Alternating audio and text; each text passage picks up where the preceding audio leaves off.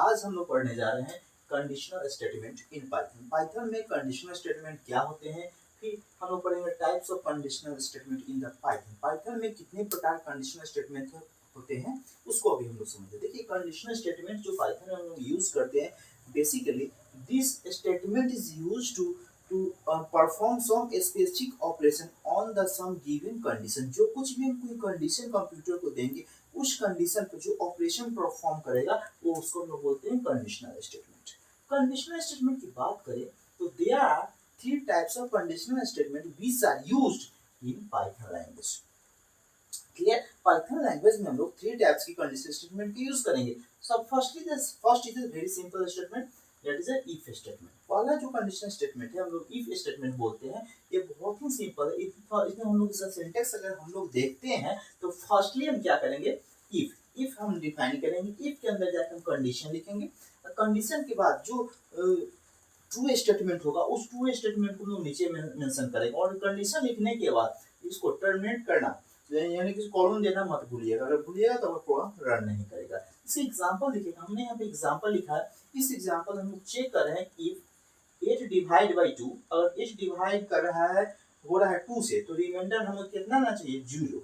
अगर रिमाइंडर 0 आएगा तो हमें क्या बताना है, इसको प्रोग्राम को बताना है कि 8 इज अ इवन नंबर। तो हमें वो क्या प्रिंट करके देगा, इवन नंबर। और 2 से 8 टोटली अगर डिवाइड हो जा रहा है तो हमको इवन प्रिंट करके देगा। ठीक है, ये हमारा काम होता है सिंपल कंडीशन का। और देखिए अगर नहीं होता इसमें डिवाइड तो हमारा क्या है, तो कोई आउटपुट आता नहीं आता, क्योंकि हमने उसके आउटपुट के लिए फर्स्ट कंडीशन अगर फॉल्स हो जाए उसके आउटपुट के लिए हमने इसमें कोई कोड नहीं लिखे हैं, इससे हमको उसमें कोई आउटपुट नहीं आता। तो इस चीज को, इस ड्रॉबैक को हम लोग ओवर करने के लिए हम यहाँ यूज करेंगे इफ एल्स स्टेटमेंट।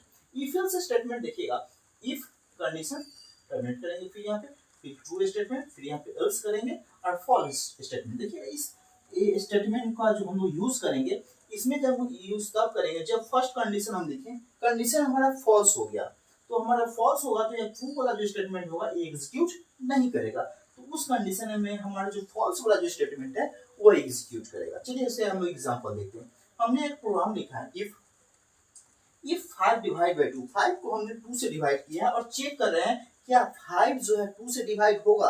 और 2 से डिवाइड होगा 5 तो क्या होगा, इवन नंबर। अगर 5 2 से डिवाइड नहीं होगा तो क्या हो जाएगा, ऑड नंबर। तो देखिए हमने यहाँ प्रोग्राम बनाया, हमने 5 को डिवाइड कर रहे हैं 2 से 5 तो डिवाइड होगा नहीं, क्योंकि रिमाइंडर 1 आ जाएगा। जब रिमाइंडर 1 आ जाएगा तो हमारा जो ट्रू वाला जो स्टेटमेंट है ये तो एग्जीक्यूट होगा ही नहीं। ये तो कब एग्जीक्यूट होता है, जब हमारा प्रोग्राम जो है ट्रू होगा, तब कंडीशन ट्रू होता है, तब हमारा ये वाला सेक्शन एग्जीक्यूट होता है। हमारा सेक्शन यहाँ तो फॉल्स हो गया, तो उस कंडीशन में हमारा यहाँ से सीधा हमारा यहाँ पे चला आएगा और यहाँ से क्या करेगा, इल्स पार्ट में जो मैसेज हम लोग फॉल्स वाला जो मैसेज लिखे हैं तो यहाँ पे हम लोग का ऑड प्रिंट करके दिखाएगा।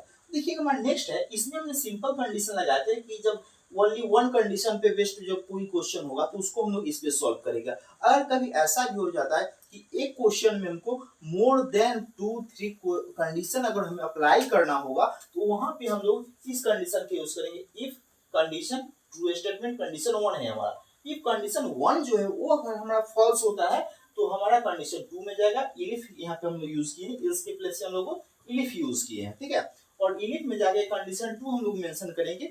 अगर कंडीशन ट्रू सही हो रहा है तो हमारा ये वाला स्टेटमेंट होगा वो एग्जीक्यूट करेगा।